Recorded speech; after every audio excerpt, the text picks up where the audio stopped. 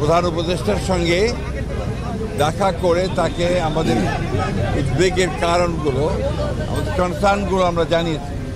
এবং প্রধান যে বিষয়টি ছিল সেটি হচ্ছে যে নির্বাচনের সুনির্দিষ্ট রোডম্যাপ, যেটা আমরা বেশ কিছু কাল থেকেই বলে আসছি, সেই বিষয়ে তাদের সঙ্গে আমরা কথা বলেছি। আমরা বলেছি যে বর্তমানে রাজনৈতিক যে পরিস্থিতি আছে এবং দেশের যে অবস্থা, তাতে করে আমরা বিশ্বাস করি এখানে অতি দ্রুত একটি গ্রহণযোগ্য নির্বাচনের মধ্যে দিয়ে এই সমস্যাগুলোর সমাধান করতে হবে। ওই একই সঙ্গে চলমান যে সংস্কার কমিশনগুলো করা হয়েছে, উদ্যোগ নেওয়া হয়েছে সরকারের পক্ষ থেকে, আপনারা জানেন যে আমরা সেগুলোতে সম্পূর্ণভাবে সহযোগিতা করছি। এবং গত কয়েকদিন আগে আমাদের সেই সংস্কারের যে আমাদের মতামতগুলো আমরা দিয়েছি এবং আগামীকাল সম্ভবত আমাদের সঙ্গে বৈঠক আছে।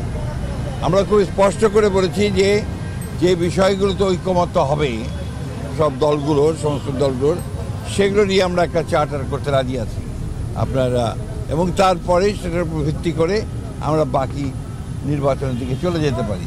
এবং বাকি সংস্কার যেগুলো আমরা একমত হব, সেটা আমরা অবশ্যই আমাদের রাজনৈতিক দলগুলো যারা নির্বাচিত হয়ে আসবেন তারা সেগুলোকে বাস্তবায়িত করার ব্যবস্থা নেবেন। এটাই ছিল আমাদের কথার মূল কথা। প্রধান উপদেষ্টা মহোদয় তিনি তার সুনির্দিষ্ট কোনো ডেডলাইন আমাদের দেননি। তিনি বলেছেন যে ডিসেম্বর থেকে জুনের মধ্যে তিনি নির্বাচন শেষ করতে চান।